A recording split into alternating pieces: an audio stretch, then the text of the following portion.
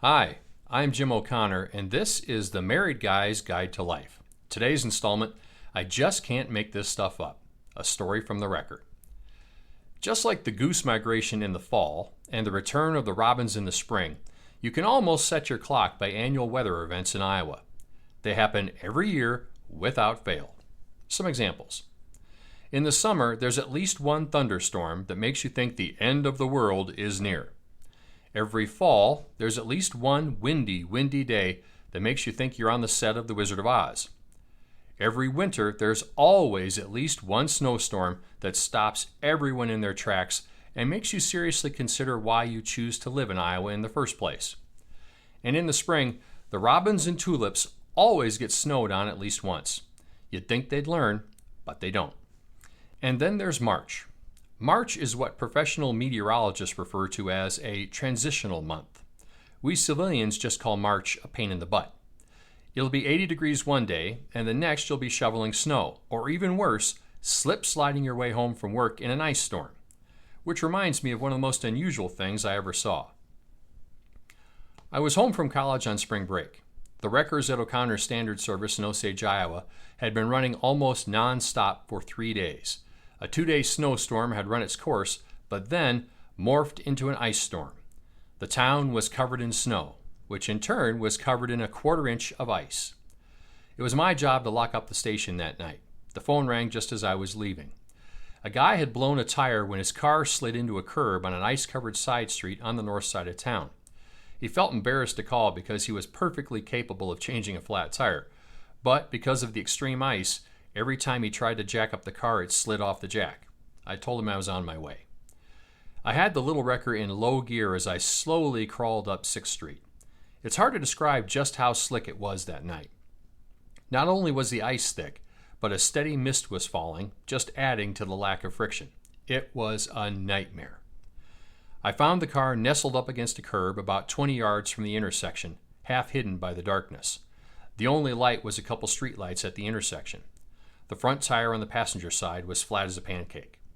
Now, on a normal night, changing that tire would have been a snap, a very simple task that would take less than 5 minutes.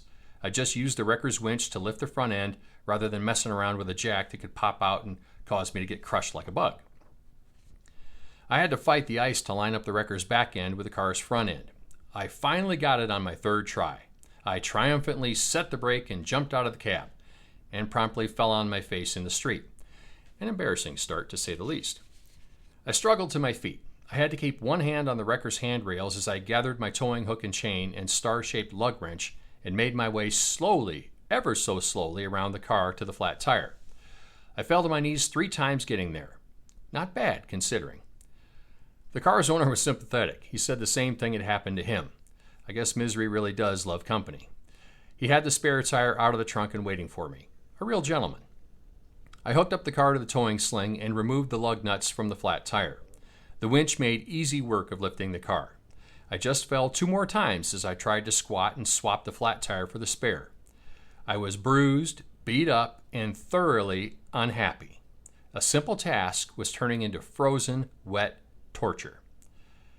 After the final slip, I found myself sitting in a puddle facing the axle.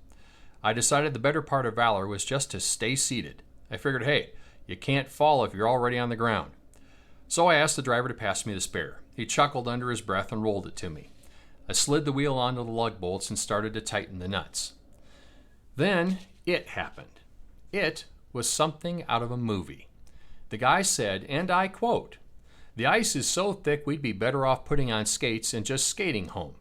As God is my witness, at that very moment, from out of the darkness, we heard the distinct sound of metal against ice. It was behind us, coming from 6th Street. In unison, we turned toward the sound. The intersection was lit like center stage, or more aptly, the center of an ice arena.